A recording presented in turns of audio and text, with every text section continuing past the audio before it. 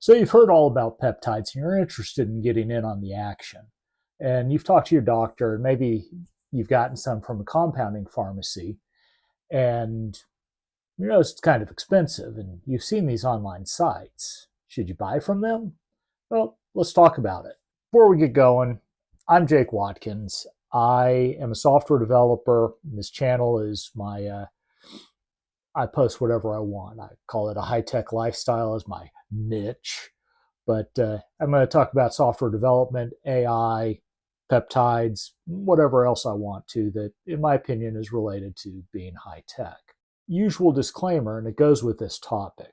I am not a doctor, and this is not medical advice. This is just my experience playing around with stuff that perhaps we shouldn't be playing around with, but we're going to anyway, right? So what's the deal with these online places? You know, you go to the website. I'm not going to name any. I've used 3. 2 of them are fantastic, but I'm not at the liberty to say anything about these wonderful crafters of peptides.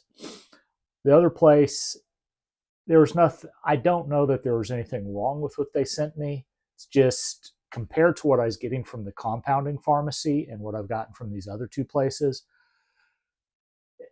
I may have just been injecting bacteriostatic water into my body for all the difference it seemed to make. So I'm not going to name places. What I will tell you is go to peptidecritic.com and look there.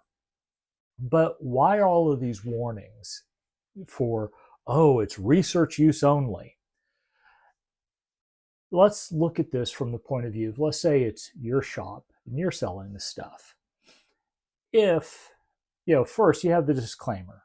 We live in a litigious society where you stub your toe outside of somebody's store and you're suing them because, oh, it was foreseeable, and we're over lawyered in this country and just in this world and all like that. So of course, if you're selling this stuff, you're going to say, oh yeah, this is research use only. Well, what type of research? I mean, it even tells you shouldn't even be using on your pet rat.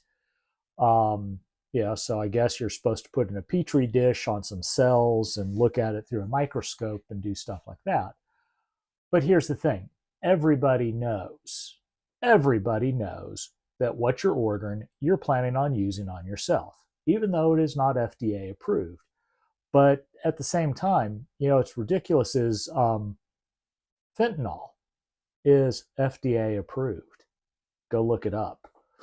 So FDA approval doesn't necessarily mean that much, in my opinion.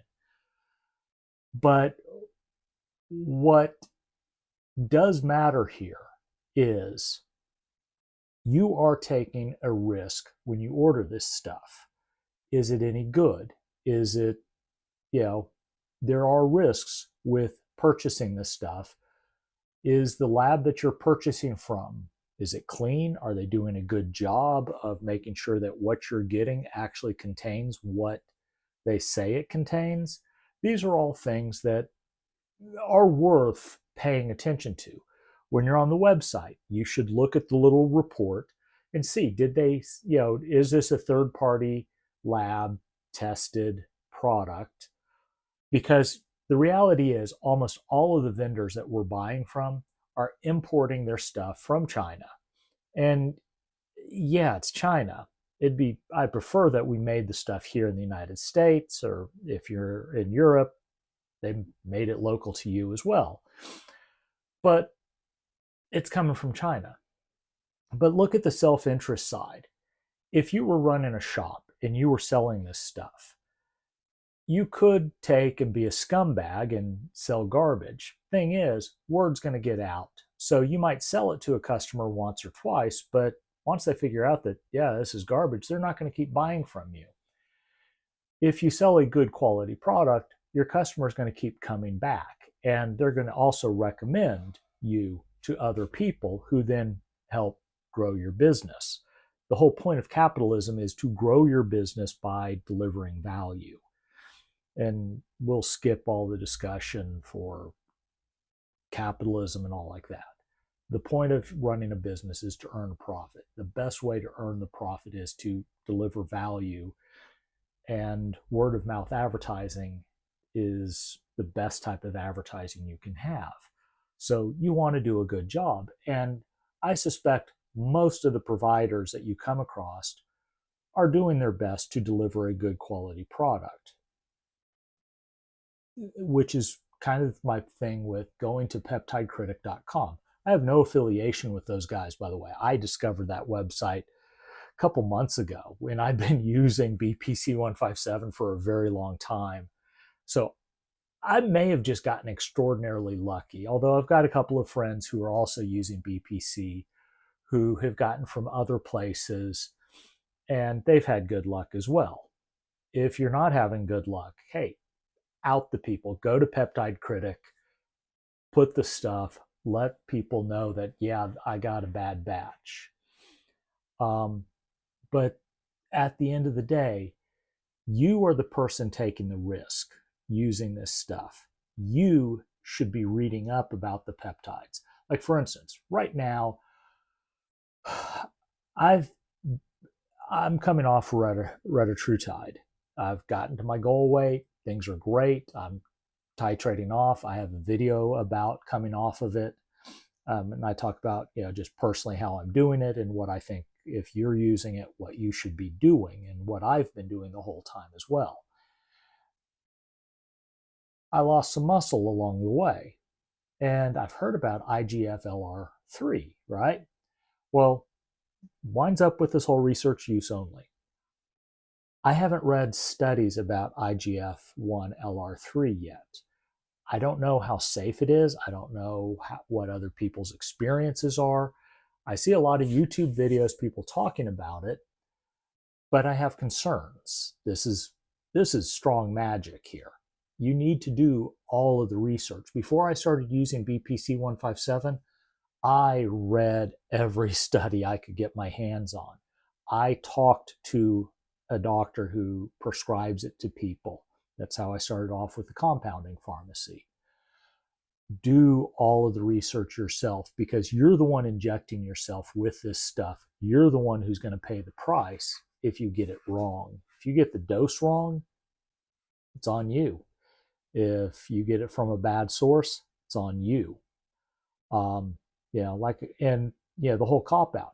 This is not medical advice. This is my experience, and I'm telling you what I'm doing. I am reading. I'm getting on PubMed.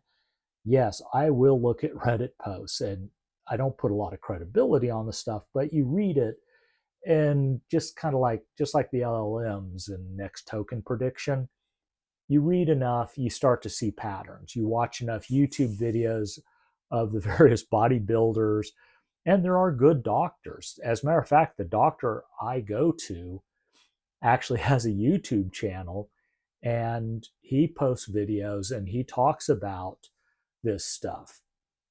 And there are some other very good doctors on here talking about this stuff. Go listen to what they have to say. Educate yourself very thoroughly so that when you're on that research use only website and you're looking through their catalog and you look at those studies, when they do the lab testing, the thing that you're really looking at is, one, the purity, and the other piece is, when they say it's a 10 milligram vial, how much is actually in that 10 milligram vial? Because if it's a little under, that's good. A little over, you're okay. But if they say 10 and it's 12, well, you need to pay attention to that, because when you're reconstituting it, that's going to throw your math off, so that instead of getting, you're trying to get 1 milligram of BPC 157 to put in yourself, but there was 12 in the bottle and you diluted it as if it was 12. Well, that shot's actually going to contain more than 1 milligram. With BPC, no big deal. But with a peptide like IGF-1LR3, it kind of matters. With ipamorelin or any of the morelin type peptides, it matters that you're actually getting more than what you wanted, because the side effects kick in much quicker with those type of peptides than something like BPC 157. So my point here is, should you, the scaremongering about research use only, you're taking a risk. There's no getting around it. The amount of control over these places is nowhere near what you would get with a compounding pharmacy. The price corresponds to the risk. The lower you pay, the more risk you're taking. You're the one taking the risk. It's up to you. I ride motorcycles, so I'm not risk adverse. So I figure I'm more likely to die in a motorcycle accident than I am from jabbing a peptide. Anyway, that is what you should be thinking about. So like I mentioned, I'm getting off of Retatrutide right now, and this video is where I talk about it. If you'd click on that, I'd sure appreciate it, giving me some more watch time, get this channel where I'd like it to be. Over here is where I'm talking about AI and my workflow for building software using Copilot, which I don't understand why it doesn't get more love than it does. Anyway, I appreciate you watching my video, and if you got comments, questions, love to hear them. So you have a good evening.